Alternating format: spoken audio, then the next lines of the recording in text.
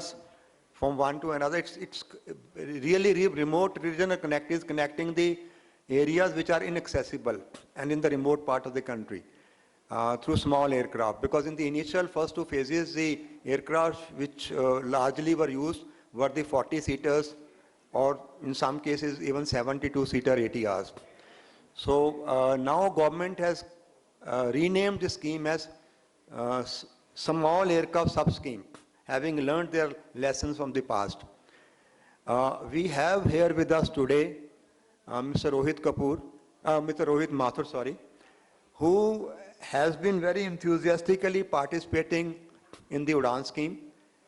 He started his experience in this industry by starting Chardham Yatra, some of the areas from some of the takeoff points which were not used earlier. And he gradually got interested, and when UDAN scheme started, he was perhaps one of the first few who tried to give remote connectivity the way it was planned by connecting some of the very remote areas with Delhi and other big cities. I'll request him to come and share his experience and tell us that how we can improve upon what we have done, the experience we gained in the past, and how in the new SAS which is coming, those lessons can be implemented to move forward in a sustainable way for the remote connectivity which was thought of in the National Civil Aviation Plan. Thank you.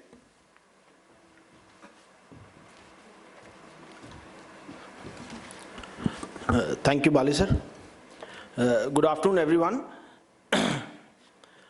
My name was last in the list. You've called me first.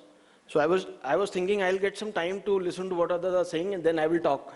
So I did not get that opportunity. Anyway.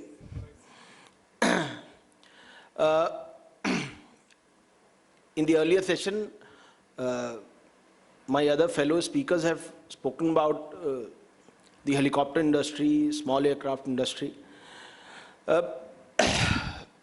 In the last 2, 3, 4 years, there has been a sudden focus of the government of India on small aircrafts and helicopters. I have been in this industry for the last 12 years.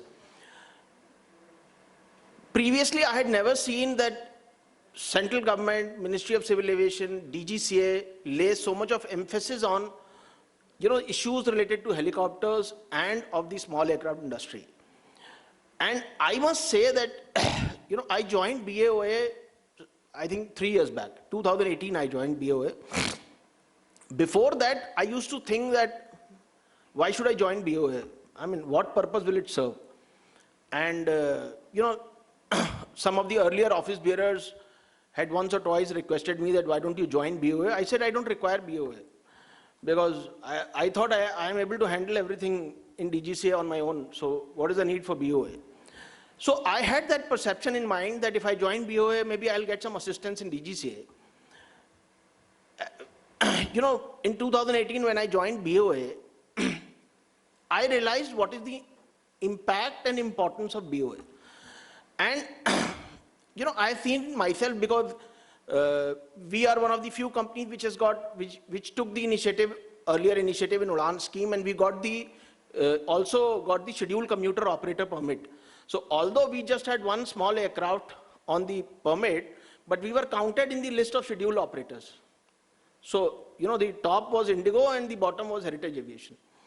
So by virtue of that, we were called for all the meetings in the ministry which were, for the scheduled operators. So we saw what is going on in the ministry and what all is, there I realized, how much weightage of BAOA has increased.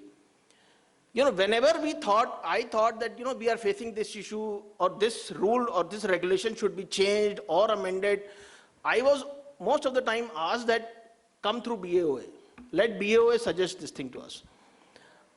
I have myself seen, whether it is DGCA, whether it is Ministry of Civil Aviation, whether it is the other government departments which have something to do with aviation, the weightage of BAOA has substantially increased in Government of India. And, I must say that all because of single-handedly dedicated efforts of Group Captain Bali. And I must, he deserves a good round of applause from all of us for the amount of efforts.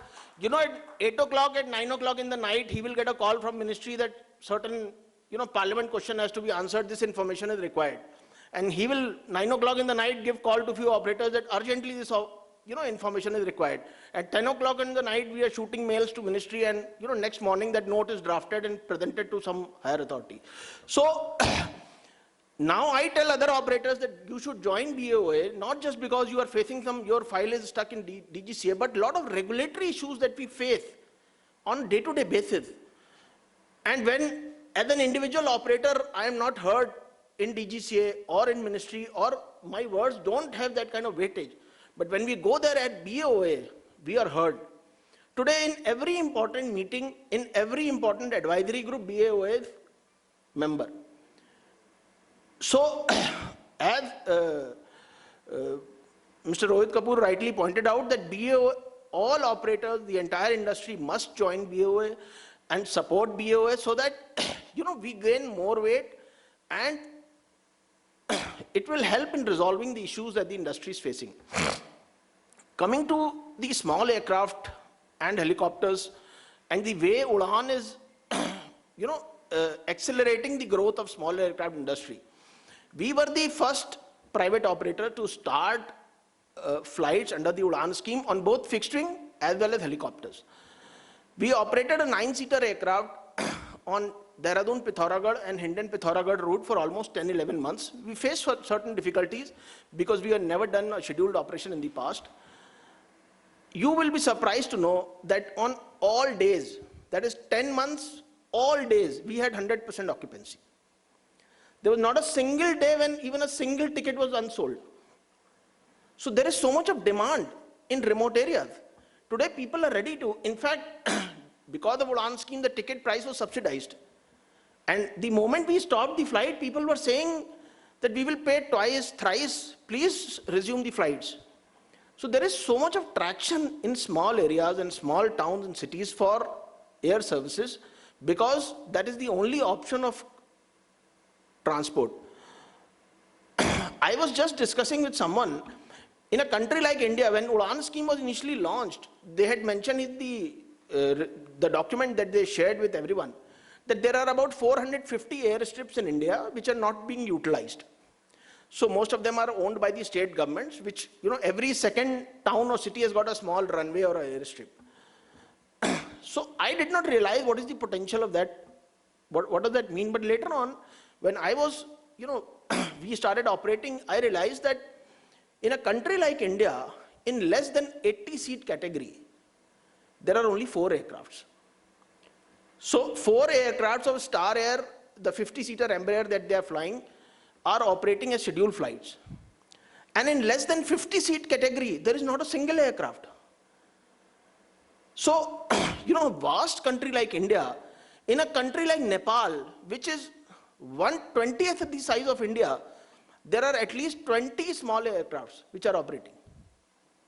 In a country like India, there is not a single small aircraft which is operating on a scheduled flight.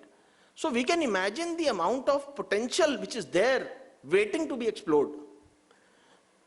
In a state like Uttarakhand, entire Himachal Pradesh, there are no flights operating. One ATR of Air India sometimes operates to Kullu. Shimla flights are not operating. Ladakh, now because it has become a union territory, there is urging demand to operate flights in Kargil airport. They want a 19-seater aircraft to be operated. There is no operator. Entire Northeast is vacant. There's so many airstrips, small aircraft, nobody is operating. Many state governments, we have interacted with several state governments. Today, every state government is willing to provide huge amount of incentives to operators to come forward and provide intra-state connectivity. Rajasthan is very eager that we come and do it. Gujarat is very eager that we come and do it. Multiple times, state governments have floated tenders, but there are no participants. Or if there are participants, the tender is awarded, but they're not able to start the operation. So this is the scenario. Same is the case with helicopters. We have started Udan flights with the helicopters. First private company to start Udan flights with helicopters. We are operating a 7-seater Airbus helicopter. 4 flights every day presently in Uttarakhand. Shortly we will be starting new sectors in Northeast also. We're trying to start this month, maybe next month we will start those sectors. Entire Northeast, there's not a single helicopter available. Now, many a times we get calls from Bihar, from Odisha, from Bengal, from northeastern states for a helicopter flight.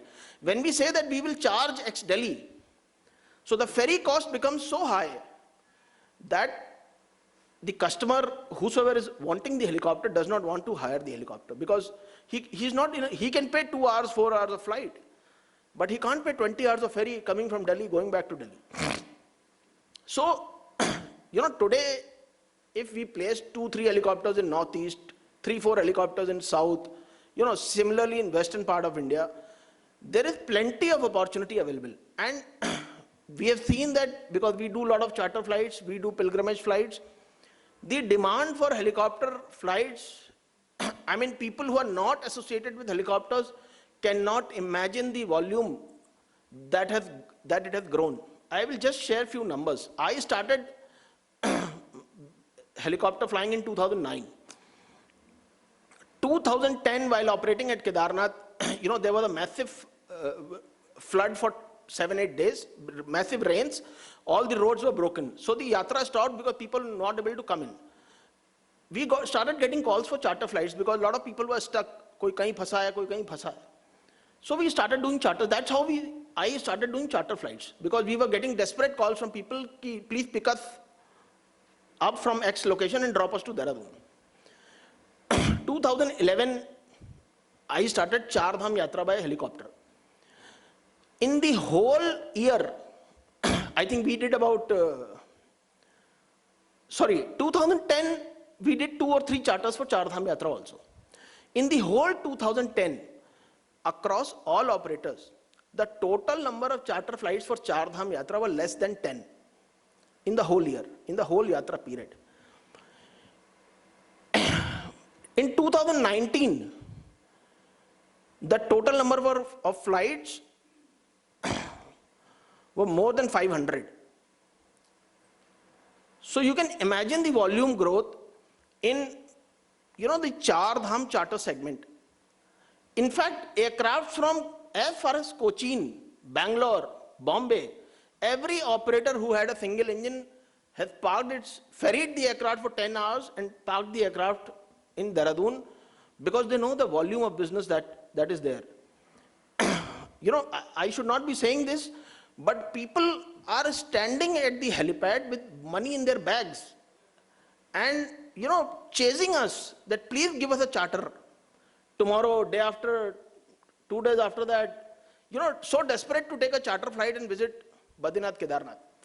So similar is the, in all other sectors, there's huge growth. India has got immense potential. The regulatory regime is improving. I mean, I have not seen so many changes taking place in last 3 years than in my earlier 8-9 years, which I have been in the industry. So government today is very supportive. In fact, I participated in one of the meetings which was chaired by Honorable present Civil Aviation Minister, and he said, I know that the market, India is a huge market, commercial aviation will automatically grow, whether we do something or we don't do something. My personal interest is that helicopters should grow. And he was very keen and very focused that he said, I have a family history of helicopters. Sometime in 50s or 60s, their family owns a few helicopters. He said, I am very passionate about helicopters and we want a separate. So for the first time, Ministry of Civil Aviation has got a separate helicopter accelerator cell created in the ministry to handle issues related to helicopters. I think this is the time, as Sunny rightly said, yahi samay hai, sahi samay. If we are not able to, take advantage of such a positive environment, then we will lose out. So this is the right time. COVID has been an exception. All of us have suffered. Every one of us is trying to come out of that situation. And hopefully, if we don't have a new wave coming in this year, I think we will get back to normal. So this is the right time when we should exploit the situation. And there are plenty of opportunities coming. Now, some of you must have heard, Ministry of Civil Aviation has come up with a paper on adventure sports, aero sports, right? This is going to be an emerging area. I see it as a major potential area for the growth of small aircrafts and helicopters. There's immense potential. You know, people from India are traveling to Dubai, paying $700 to do a, jump from a small aircraft. You know, we can do it in India in $300. No point traveling to Dubai and doing a jump in $700, right? And all over the country, across, we can have 10 locations in India where we can have one location in Kerala, one location in Punjab, one location everywhere. You know, so there ample opportunities are there. We, as an operator, we don't have to undercut prices. There's no need. Charge as much as higher price you want, the customer is ready to pay. Please don't undercut prices. This is my request to the entire industry. Please don't quote lesser prices. एक दो sortie miss होगी, इससे ज़्यादा नहीं होगा. But there is huge business available. So, you know, it is very important for everyone in the industry to make profits. If we don't make profits, we don't go. Because promoter कहता है कि, you know, you have done so much of business because we have hardly made any profit. Couple of companies have closed down during the COVID period. Why? The primary reason was the balance sheet did not make any profit. They have done business, but they did not make any profit. So the promoter said, no point remaining in this business when you're not making profits. So, you know, if as an industry we have to develop, we have to grow, and the onus is on bigger operators. That, you know, let us try to create an atmosphere where we don't undercut prices. There are people ready to pay. You know, so now I will come to the point how we can grow. What is the major bottleneck? When there is so much of demand, why growth is not happening? In my view, the major, the major bottleneck is financing. Today, as an operator, if I get 5 more helicopters today, I can successfully deploy them tomorrow onwards. I have ready business available. Point is how to acquire those 5 helicopters, pay $15 million to Airbus and buy them. You see, if I buy a car, I pay 10% amount and 90% is financed by the bank. If I want to buy a helicopter, the bank asks me that you pay 130% margin, then only we will finance you. I mean, this is senseless. I had a long discussion with a banker. It was a public sector bank. They said you have to give 30% cash margin and 120% value of the property. So suppose the loan amount is X crores, 130% should be the value of the real estate property that you will give as a margin. I said, are you crazy? This is not the way the industry can grow. They said, नहीं कल को आप helicopter लेके भाग जाओगे तो हम कहाँ जाएंगे? You see, international operations are not permitted in helicopter. They have to, they have to be made to understand that, yes, out of 10, there may be 2-3 failures. But then there are failures in every industry. Every big industry, we are seeing that, there's a 2,000 crore loss, there's a 5,000 crore loss, banks are taking 20,000 crore haircut. I mean, we are asking for something very small. So I think next, Balidhar, we should take it up with relevant agencies, including the Ministry of Finance, Ministry of Civil Aviation, and push this, that let government come up with an ecosystem and encourage banks to finance aviation assets in India. If we get easy financing, that is one way of quickly acquiring aviation assets, and grow, the industry can substantially grow if we get quick access to financing. Small aircrafts, if I talk of a Falcon 2000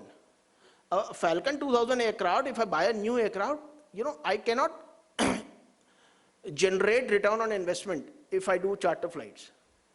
But if I buy a new Airbus helicopter, say H130, it is easily, any operator can, you can get ROI in 4 years, maximum 5 years, which is very reasonable. So for small aircraft industry, similar is the case for small aircrafts. Now, Hindustan Aeronautics has developed a 19-seater aircraft. They're making Dorniers for last quite some time. I think in the air show, for the first time, they've got a DGCA type certificate of Dornier. Now they call it Hindustan 228. So they priced it at 60 crores, whereas the competition is available at 50 or 55. So a Twin Otter or a LET 410 is available, internationally at a lesser price. If I go and buy a Twin Otter or a LET, they say that, our Exim Bank will give you 70% finance. The moment you come, sign a contract, you get the financing. Here HAL says, I am not interested in finance. You give 60 crores, you take the aircraft. How will it happen? How will you grow? Aviation cannot work like that. You have to manage. Whether Government of India does what is our interest? We are not a financing agency. I mean, you are a production agency. You have to arrange finance. Cessna Finance Corporation has arranged this. Textron has arranged a Cessna Finance Corporation or Textron Finance Corporation to support their, sale. Similar ecosystem has to be developed in India if we have to, grow the general aviation industry or small aircraft or small helicopter industry. I think this is one area where if we all start focusing, I think drastic results can be seen within, say, 2 to 3 years' time.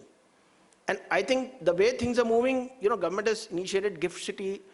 There are a lot of reforms taking place, not that it's not happening. But in a more structured way, as BOA, I think we should make a paper, vision document, and the government agency also needs, a lot of, I will say, education. We have to educate them. A government officer or a joint secretary does not know everything about aviation financing. So we will have to educate the, concerned departments, people, make them aware how it can be developed. And I think this is something which is doable. There are many things which can be said, but this is one area which is doable. Our banks are having huge liquidity, so there is no liquidity problem in India. So this is something which if we approach it in a structured way, we can achieve good results within a short period of time. Bali sir, I think I'm done, or I've taken more time. It's okay. Thank you so much. Thanks a lot.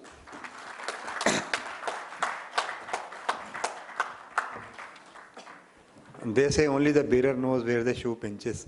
So he has told you what all has been the pain points.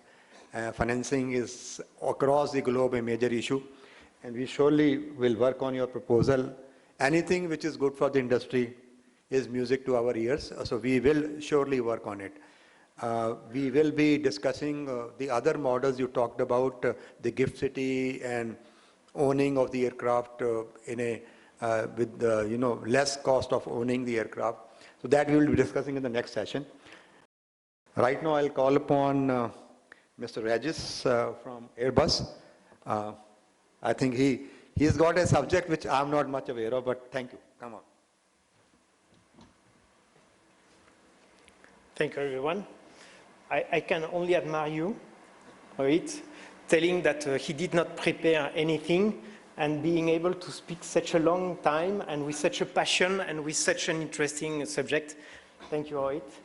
I have been asked to discuss about helicopter use in hilly and remote areas. So this is one of the most beautiful uses of helicopters. And when I was asked to prepare something about this, immediately I remind an experience that I had more than 20 years ago when I was still an officer in French Army. I was flying helicopters. And I remember it was just during one exercise that we had with our regiment. The morning when I was leaving, my wife informed me that she was pregnant. And in the evening, we were doing some flights on NVG, so night vision goggles. So it's a quite challenging environment. And my regiment was in the southwest of France, in a quite hilly area and close to the ocean. So you have always the influence of the ocean. And when I was going back in the middle of the countryside where the regiment, my company was posted on the top of one hill, when I was going back, suddenly there was a meteorological event and full mist was there in less than few minutes. All the region was fully covered of mist, no ground reference, not anymore. even the relief, it was difficult to make the difference between the hills and at that time, you start sweating because you see that the fuel indication is going down. At that time, there was no GPS available on board. You had only the map, which was paper-made. And with NVGs, it's quite difficult. And when you are flying NVG and when you lose the exact position where you are, it becomes quite challenging. And fortunately, I could get in touch with the company and with a system of lights that they were putting in place and so on, we could re-identify through the mist where they were, and we applied a kind of procedure to go through the mist and to land on the top of the hill. And at that day, I realized how challenging it is to fly in hilly areas, and especially because of those meteorological events that can change from 1 minute to the other. And I would like to pay tribute to all the helicopter pilots because even when it is not in such a hilly area, those helicopter pilots are always flying in challenging environment. It's always the case, always in hostile environment. So I would like to pay tribute to all those guys, those who defend their country, and so many are dying right now in Ukraine on both sides. It's so sad to see that. For those who are saving lives every day on medical evacuation services, those who are transporting our oil and gas workers from the shore to the oil rigs above the sea, this is as well a very hostile environment. Those who are transporting all the pilgrims in the Himalayas, these are always very challenging missions because here the performance of the machines and the load and the sensitivity to transport those pilgrims is quite high. So, and I would like to pay this tribute not only because I am a former pilot, but because, as I was saying before, flying an aircraft is not something easy. We were born with 2 legs, 2 arms, no wings. So it's not natural to fly. We have a fantastic tool.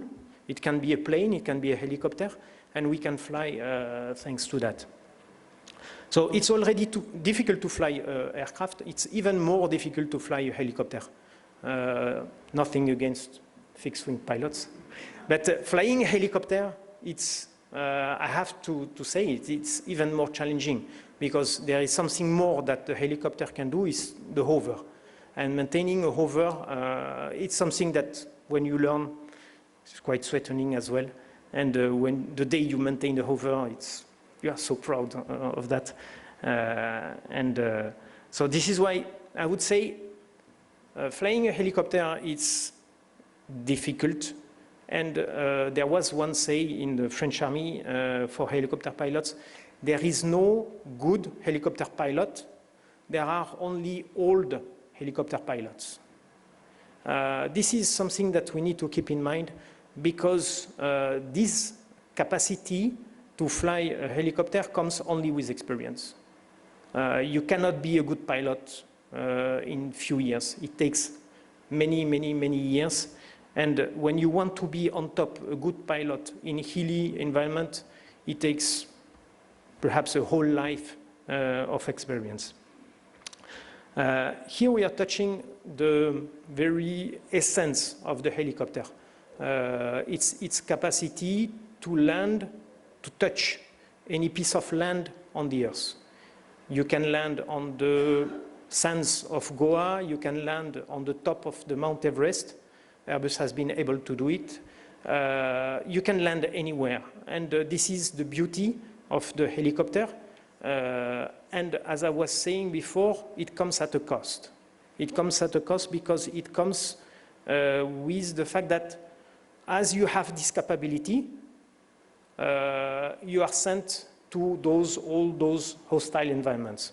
So this is just to give you, as an introduction, a view on yes, helicopter is fully adapted to the hilly environment, is fully adapted to those remote areas, it's fully adapted to that. But keep in mind how difficult it is for the guys who go there and how courageous those guys are. What is important when you are in those areas? What is important is to be sure that the tool you have is there and that you can rely on it, and that it's not a burden, but it's there as a tool that you can use. And in that case, what is our responsibility as OEM is to make sure that the tool that we put in the hands of the pilots is there to reduce the workload of the pilots, because when you are reducing the workload of the pilots, you increase the safety. A pilot which is flying, and especially when the situation becomes complex, if he's always starting to look everywhere on the cockpit to find the right information, and the right information at the right moment, then it's more disturbing than helping the pilot. A pilot needs to look outside.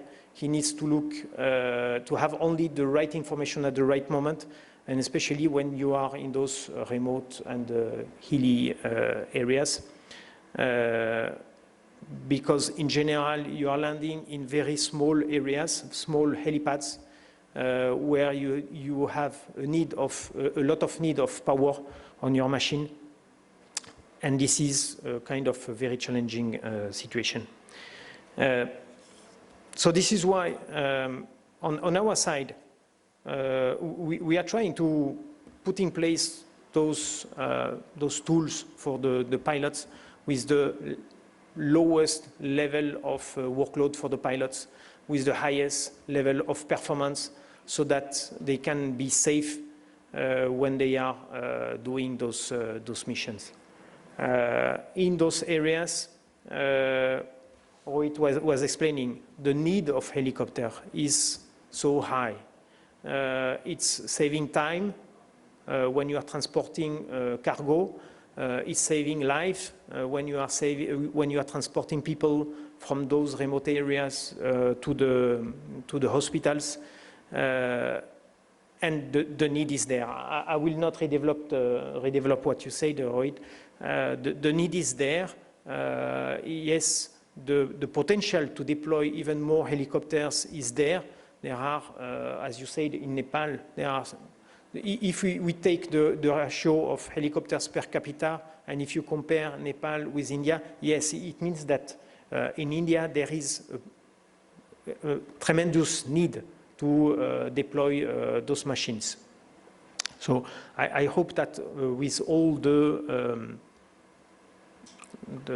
projects and all the actions that are initiated with the civil authorities, with industry, with BOA, that we will be able to put in place those machines in those places despite the difficulty and despite the challenges.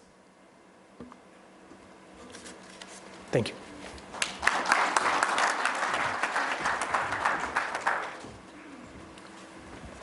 Thank you, Mr. Regis, for your perspective. The experience shows. And now I'll call upon the DGCA expert from among us, Deputy CFOI, Mr. Captain Shivkumar. We will request you to let us know more about the training and licensing regulations, which I believe are undergoing some change after directions given by Ministry. Of course, we had taken up this issue long back, and we had given, the reasons why the change is required and how they're not aligned with ICAO. That's the one issue I request you to touch upon. And then surely you will have questions relating to some of the regulations which you feel need to be amended, and he'll give you his perspective on that. Over to you, Shiv. Thank you.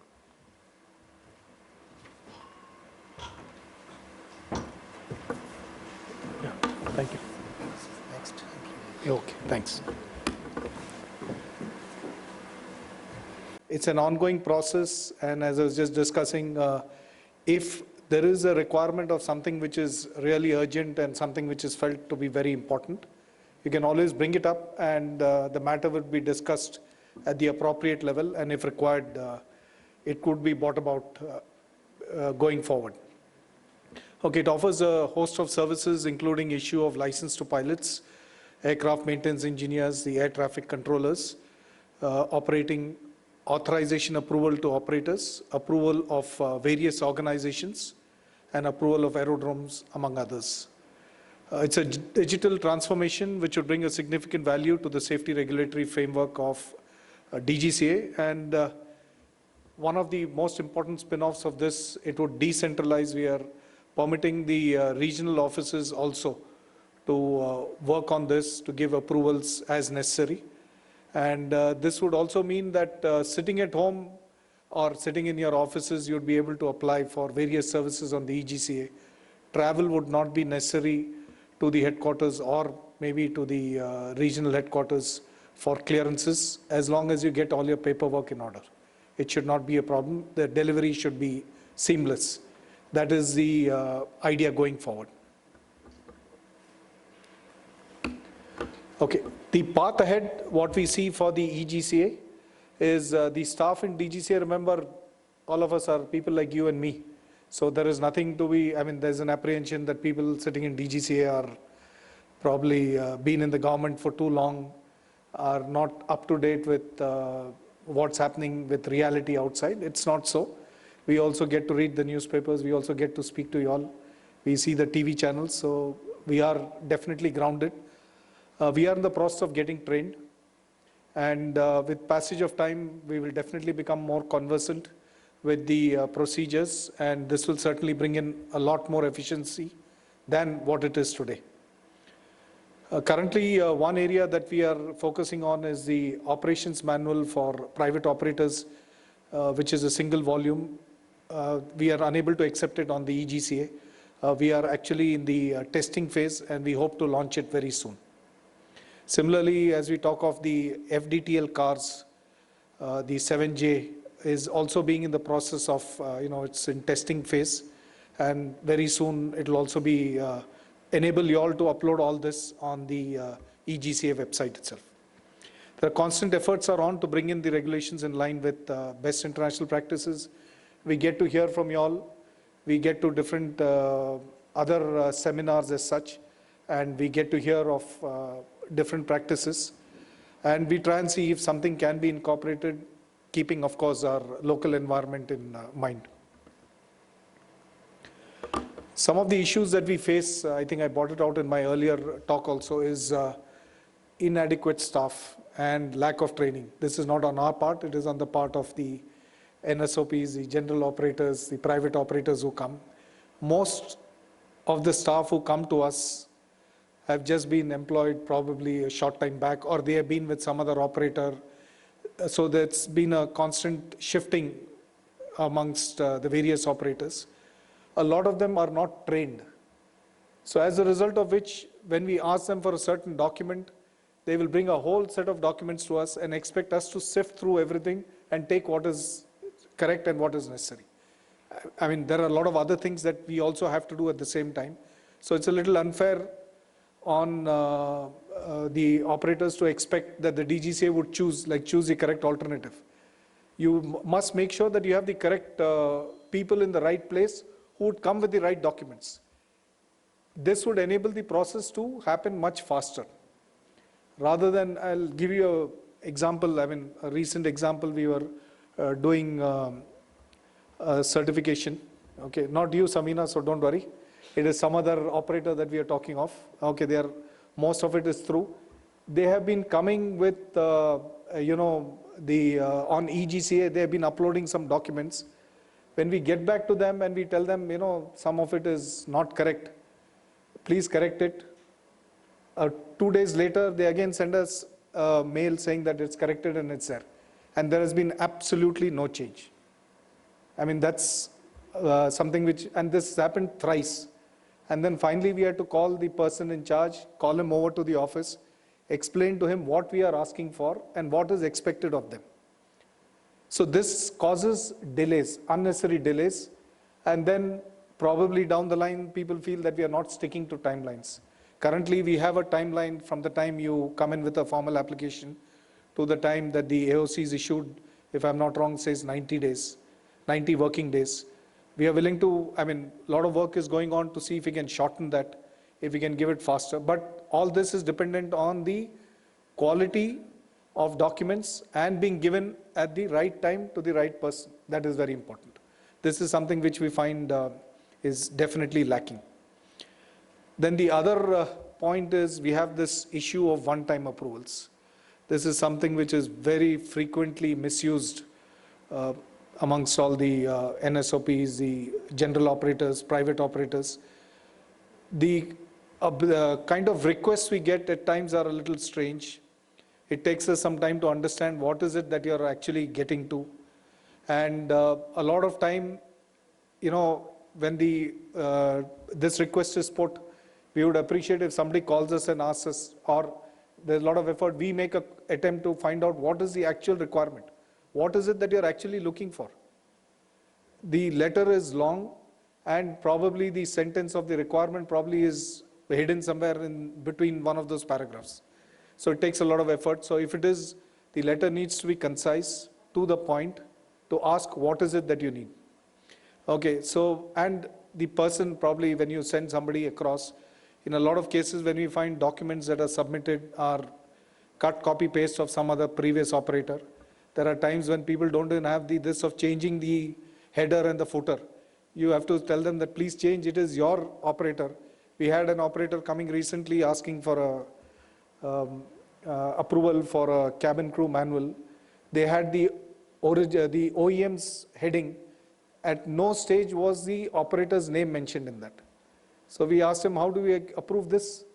This is not the OEM is not asking us for the approval. You are asking as an operator, your name has to be there.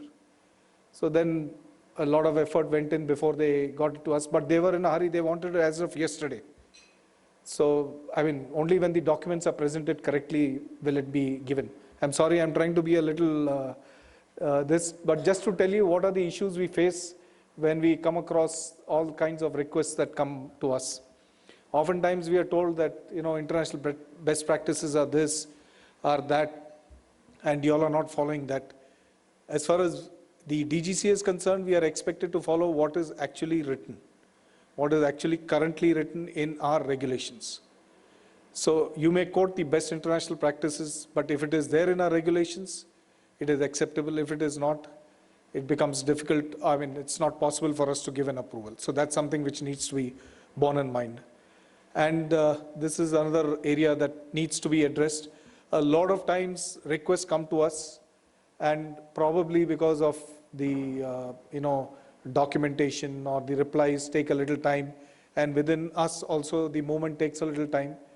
Somewhere maybe 2 or 3 months down the line, when the work is done and we are at the stage of issuing a final approval, when we ring up, the operator says, oh, that request is no longer valid.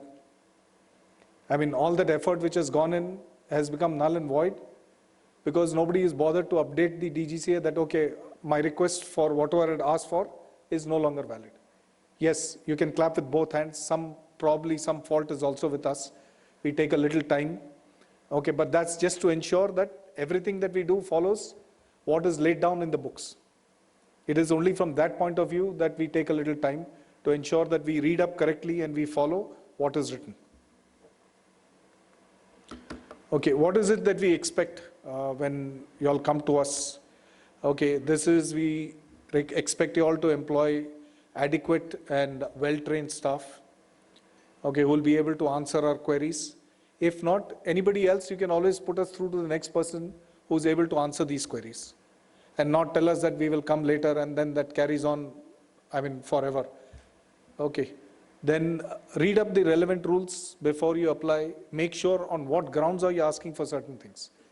A lot of times the request is just put up, but there is no backing, there is no relevant rule which is quoted, or it is just hearsay, or it is just on gut feeling, saying, oh, you know, I heard that you have given an approval to so-and-so, so you give us a similar one.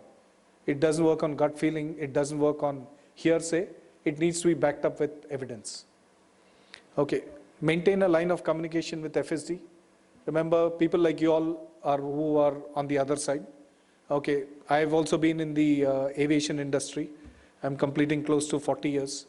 So I'm also aware of the pain points which are there. I understand as a pilot what are the issues which take place on the other side. So we are definitely there to see how best we can help you all. And as everybody has been saying, if the aviation industry grows, the economy grows, which is beneficial to all of us and for the generations to come. From that point of view, I'm sure you'll always get sort of a good hearing in DGCA, and nobody is just going to turn you out and say we will not listen to you. And another example I'll give you is when you all send FATA pilots for interview. You know, they just come, a lot of them don't come with even the basic documents. We expect them to come with the operations manual, to carry the operations manual of the operator that you are with, to carry some of your basic documents. When we come there, when we ask them what kind of training has been given, they just stare at us. A lot of them are unable to communicate in English. And then you expect that we give them clearances, it becomes a little difficult. So make sure if your people have come, you have foreign pilots who are coming, they're most welcome. If you need them, make sure that they are trained well. They are at least know where to look in the operations manual. Make sure that they carry the operations manual with them and they know where to look for when a question is asked. Okay. And please reply to requests in time. And if there is any change, if you feel that probably the request, there is a change in the request, do update on a regular basis. This will enable us to go forward and see if there is some change that needs to be done. So this is all that I have, what I have written down from this. The other thing which Group Camp Bali asked me is on training and licensing. I was part of a committee which was formed on the minister's orders to look at the licensing regulations for pilots on a long-term view. So one of the, I won't be able to share too many recommendations. One of the most important recommendations that we looked at, I mean on the directions of the minister, was to see whether we can make licenses a lifetime validity. So that is something which is one of the recommendations which are there to try and see to move forward. And currently our licenses are valid for 5 years. So we are looking forward. The directions were either to make it a 10-year or a lifetime validity. We are going, I mean, we hope to move to a lifetime validity. Of course, there will be other balances, checks and balances, which will be introduced in terms of your rating. And also the concept of open rating. We are trying to move towards something which will be based on the EASA or the FA for aircraft below 5700, that is 5700 kgs. So you'll have this rating in terms of single engine land, single engine sea. So similar to that, we are moving forward to having a rating in that form. So these are some of the a couple of changes. There have been a few more changes which are in the offing, but that only time will tell. I'm not in a position to share some of those recommendations with you. Thank you.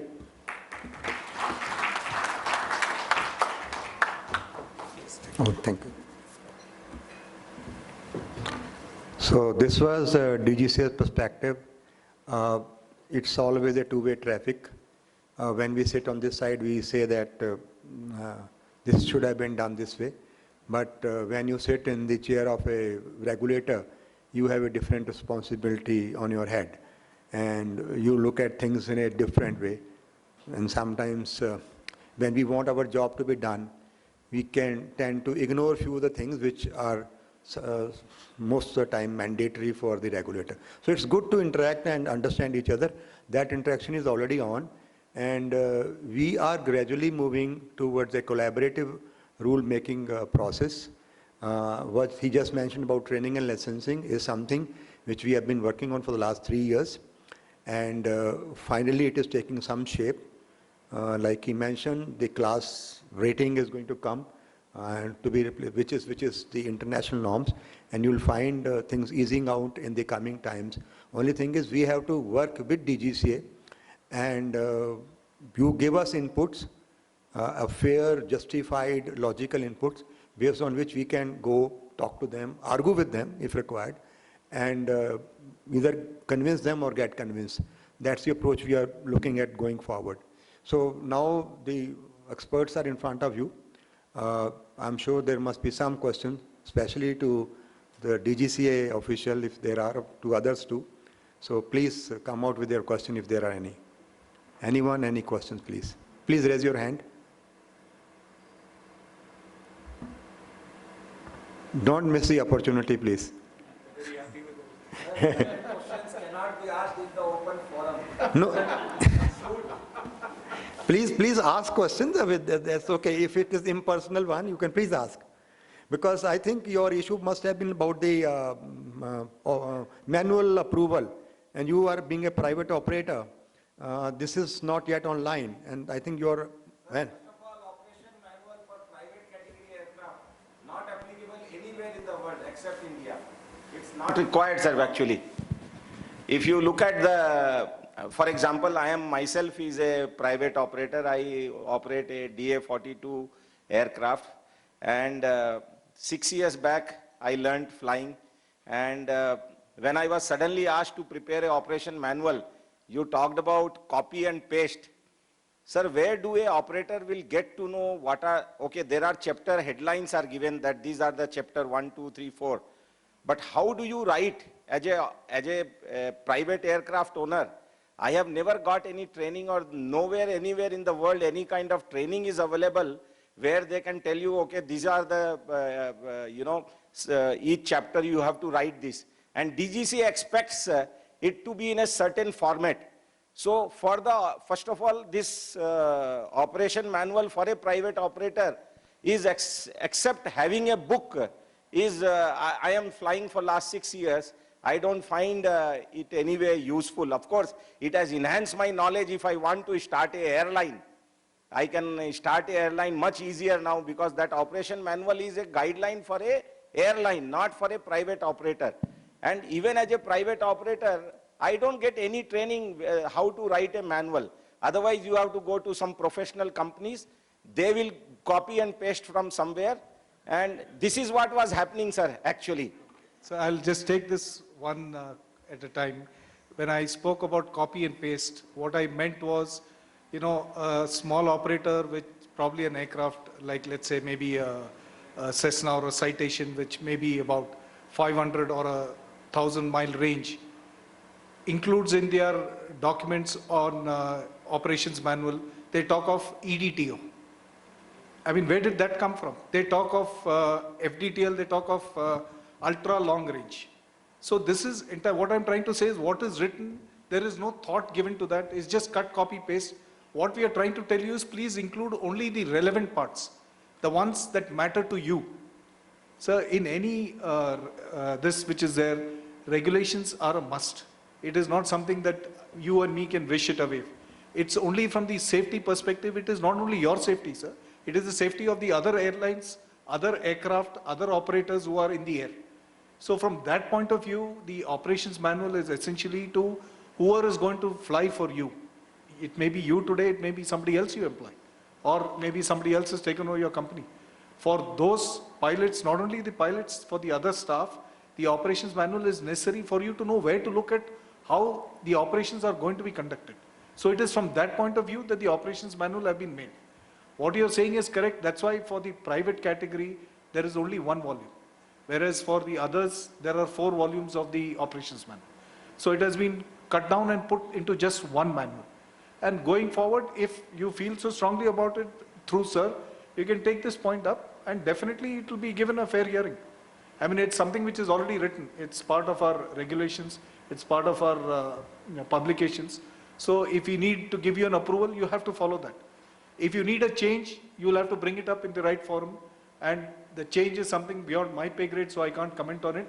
It has to be somewhere in the ministry that they will make a change. And it's not something that's not being done. It will be done. Okay, so from that point of view, you need not feel aggrieved. No, not at all, sir. Not at all. I told you I learned a lot while preparation of this operation manual. Yeah. And I felt a big victory when recent time my operation manual was approved. It was like a celebration. It was a celebration time. Thank you. So, in fact, Vishnuji, you said it yourself. And I would tend to believe that operation manual is for you. It's for your safety, for your awareness how you're going to operate this aircraft. And you can bring changes as per your requirement. DGCA is not going to tell you what changes. As per your practical experience, you can bring changes which will perhaps sometimes when it go for revision, approval, they will also learn. This operators learn. This is a process. It's a two-way process to my mind. So it's for you how you operate your aircraft. As long when they come for audit, they ask you question like you recently had an experience of flying to Karnik or Port Blair. And then I am sure you must have learned something and you can put it in your part of your operation manual tomorrow so that you are well prepared for next trip. It's just meant for that purpose only. Yes, ma'am.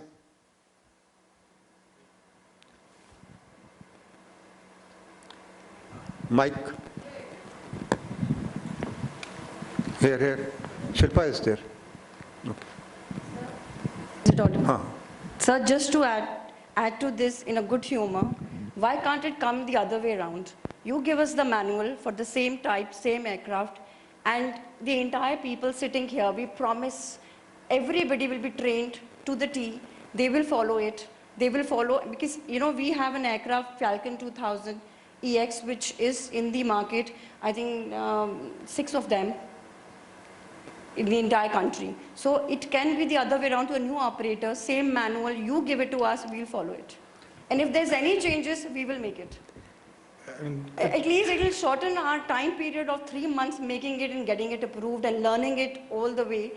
We will do it, we will understand, we will ensure each and everybody follows it. If there is a new aircraft, new type coming, I'm sure that can be done. Everybody can go through it. But same type, same aircraft, same. And mind you, it's just in a good humor because I am dealing with DGCA. I shouldn't be. There's a manual which is approved by an operator, and this by a set of some people, because there's a team which is allotted to you. And the same manual, if we copy paste to the T, even changing names, everything, and the other person doesn't approve it. Once it's approved, after 6 years, I don't know if DGC goes back to that operator and if they check on those operation manuals if they are well versed. Is there an audit done on those operating manuals? So whosoever comes, a new person, new operator, they need to add on new things. We learn all the way, but the time is the key for us and costs us a lot of money, and sometimes even salary gets stopped. To talk about your, these audits are regular. It's mandatory for us to do audits if it is a scheduled airline, if it is an NSOP, it is already laid down. So, and we have an annual safety program on which we have to follow, where audits are built into it, and it is mandatory. And it is checked on a regular basis. What you're speaking of is an operations manual made, let's say, a few years back. If it comes again, similar cut, copy, paste, what happens is there are regulations which have changed in the meantime. That's why we are asking for a car compliance, to find out whether you're following the latest ones which have been issued. If there has been a change, it is not reflected in your operations manual, probably in the next audit for that individual operator, it will be caught during the next audit. But if it is in between the cycle, then when you come up with it, that's why the other person is not approving, because you have not complied with the changes which have taken place. And remember, the regulator is not here to give you because if we give you an operations manual, and if something is incorrect in it, something goes wrong, if there is a change, how do we know that you are going to update the operations manual on a regular basis? There are changes which take place in the car on a regular basis. We are having operation circulars which are coming out regularly. We are talking of online learning. You know, there are so many things which are coming about. No, so that will only come during, so we expect you all to do it, but you will only file it when you think, let's say, you have not filed it. How do we know when is that going to happen? Is during the next audit. So what happens in between is what we are saying. See, it is not that we have an absolute foolproof method that the day we issue a regulation, the next day we go around starting to look to find out who's not implemented or who's following it. We follow a system of surveillance to find out, and audits to find out if somebody is not following. We are not standing on this to find out who's like a policeman on the roadside trying to find out who's jumping the signal. No. That's not our job. Our job is surveillance. When we do a check of, let's say, an operator, a main base inspection, or an audit that we do, or if we get a complaint from somebody, we do an audit based on that, based on some financial condition, or if there is an incident which calls for an audit, that's how we carry out. Otherwise, everything is laid down. It is there in the manuals at what intervals we are expected to do the audits. And we have an annual safety program, it's all laid down in that. So there is nothing which is not available for you all. It just means that you'll have to put in that much of effort to read. That's about all. Everything is laid down, everything is written. The DGCA does not work beyond these manuals. Whatever documents are there is all available on the website. There is no secret book that I carry with me every day that I say, oh, I can see this and I'm going to do this. It is nothing secret. It's all in the open.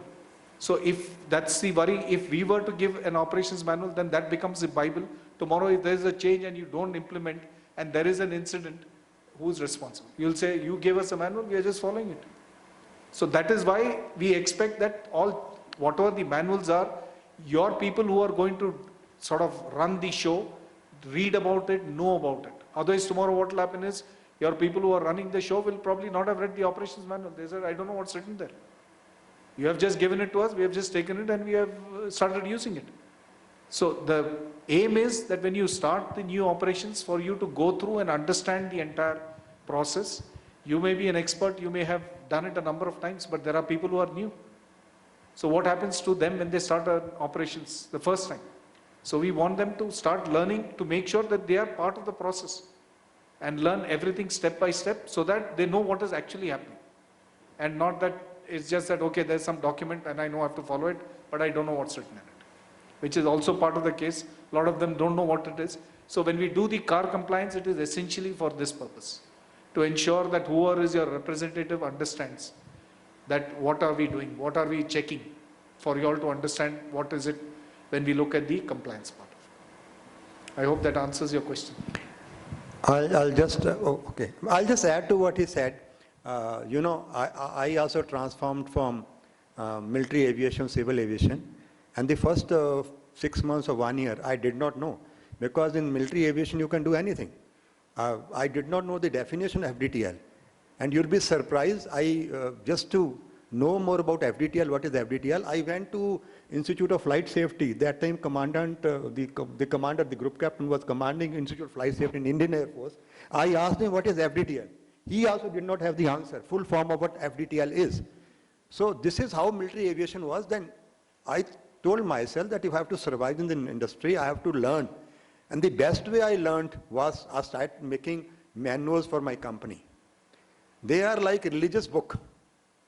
What you are supposed to be doing when flying. If you take it upon yourself that I will write myself rather than copy paste, you will be doing a great favor to your company. That's my own perception about manuals are. Because it's your manual and you can revise it whenever you want to, as per your requirement. Of course, take approval. That's how it is. That's important. Approval is important. Important, of course.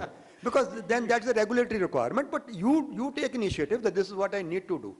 So I won't recommend anyone copy pasting. Of course, broader guidelines should be there, in what format it should be there, but this is how you're going to operate your aircraft. It is basically for you. Harshi, please. My question is to Rohit. Rohit, you were the first one to start take the challenge of operating Udan for helicopter in the mountains. Would you recommend any changes in the policy for Udan? What was the last point, sir? Last point? The policy changes in the Udan scheme for helicopter in the mountains. Sir, I think Government of India has done drastic changes. The original scheme said that helicopter operation has to be done under the scheduled commuter operator permit. When we bid in the Udan round 2, that was in end of November, December 2017, and routes were awarded to us in January 2018, we did the bidding on twin engine helicopters because single engine was at that time not permitted. Now, nobody realized that one of the conditions of scheduled commuter operator permit is that all helipads also need to be licensed. So we did a lot of effort, obtained the scheduled commuter operator permit, but could not start the operation because none of the heliports where we were supposed to operate were licensed.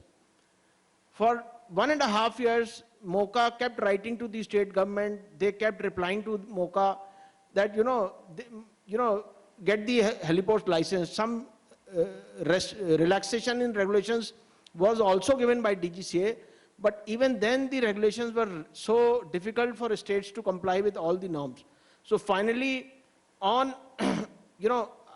because I was the only private operator who was participating, so I was asked for suggestions. I gave a long note citing what are the other practices in the rest of the country, what kind of other operations we are doing.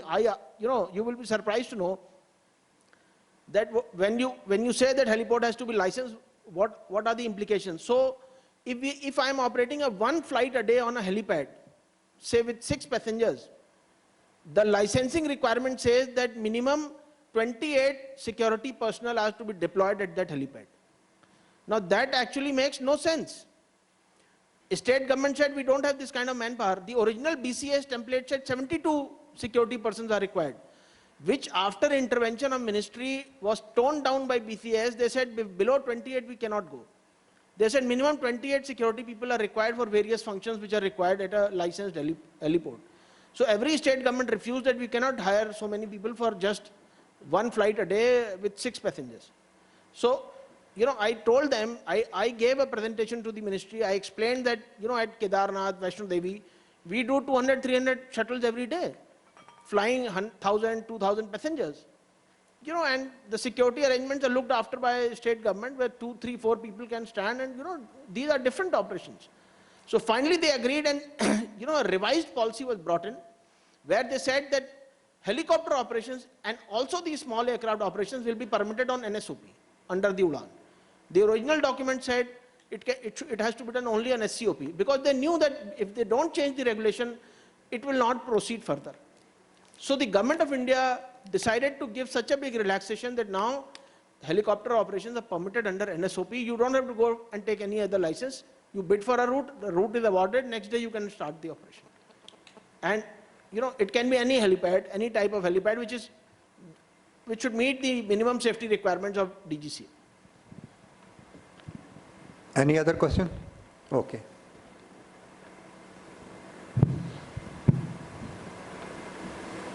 Tim. Hi there, this is a question for the DGCA. My name's Tim Wood. I'm coming from an OEM perspective from Gulfstream Aerospace. So speaking to a number of people in this room, and pretty much for the whole last few years, we have a number of clean sheet design aircraft which are selling tremendously well, as do the other OEMs all around the world. However, in India, there's such a fear of bringing in a first of type. Sorry, I'll just take a picture. Of bringing in a first of type, that actually there's no first of types coming in here. Only now, on I think serial number 500, are we seeing G650s starting to enter the market. The whole purpose of this conference is growth enablers. Why is it that in India everyone is forced to go with a derivative type and not with a clean sheet aircraft which has greater safety features, lower cabin altitude, 100% fresh air, all of things which industry leaders need? And this is what the rest of the world is seeing, but in India we're still waiting for that. So it's not really a direct question, but it's just a point which, if you're willing, I'm sure Dassault and Bombardier and all the other OEMs will be willing to join together to at least open a dialogue with the DGCA through the association, if you'd be willing for that. I'm sure there is nothing which stops the OEM from coming through this. They have a regular meeting with the regulator on various issues. And as an OEM, if you have the necessary clearances, see, our challenges are when the aircrafts are bought in by the operators, there are certain checks and certain procedures that they need to follow. We are not doubting the capability of the aircraft or on that grounds. We are only making sure that the aircraft, when it flies in this country under an Indian registration, follows the rules and regulations which are laid down here. That's about all. I mean, there is nothing beyond that. There are certain challenges because, I mean, there are a lot of operators who come and try and see if they can cut short the process, probably for reasons of maybe money or time or what was or pressure. So our job is to make sure that everything is followed to the letter T. There is no change. I mean, the rules is the same for everybody across the board. Yeah, no, I appreciate that. I think just one thing on that, just for the forum, is we as an OEM, as with all, and with the DGCA, we're willing to work and have solutions to go through this process as smooth as possible. So there's no requirement to be forced into a pre-owned aircraft. It can be just as smooth with a new aircraft, be that a clean sheet or one which already has types in play. But thank you very much. Thank you. Rohit? I just want to amplify a few things because I've been on this side working with the OEMs and I know the pain is coming from. Only thing I don't agree with Tim is there's always a requirement of pre-owned aircraft. It's always never new. Okay, I sell pre-owned now. I think the biggest pain point, sir, is that it's just not, the way we are set up, we are not encouraging new technology to come into the country. There is a real fear of getting a first of type aircraft in the country. It's type certification issues, it's the only aircraft flying, where will you get the pilots to get their experience, where will you get the examiners, who's going to do the maintenance, licensed engineers. This is a real fear which is driving away a lot of people to look at new technology which is more efficient and get these kind of aircraft in. And every OEM is facing it, every OEM. I am now in the business, so I've been in the business selling aircraft for years. The minute you say, get an aircraft which is not flying in the country, the first answer I get from a prospect who wants to buy it is, no, please don't do that. The pain is too huge for that. So somewhere down the line, we have to think of ways of how we can make it easier for new technology to come into the country. And here comes a point, I saw your presentation and I totally agree with you, one-time approvals is something which should not be done. But when you talk about general and business aviation, one-time approval should be looked at a little more leniently as when you look at commercial aviation. When a new type of aircraft will come, they will come to you for one-time approvals because they don't have the examiners. They don't have pilots who have 500 hours on it, They have to build up hours in different ways. So Tim, just to kind of and reinforce what Tim is saying, I think the OEMs must get together and through BOA, form a separate forum and approach the DGCA with what their pain points are. They are very different from operators' pain points. And that should be looked. I think that's a very relevant point, Captain Bali.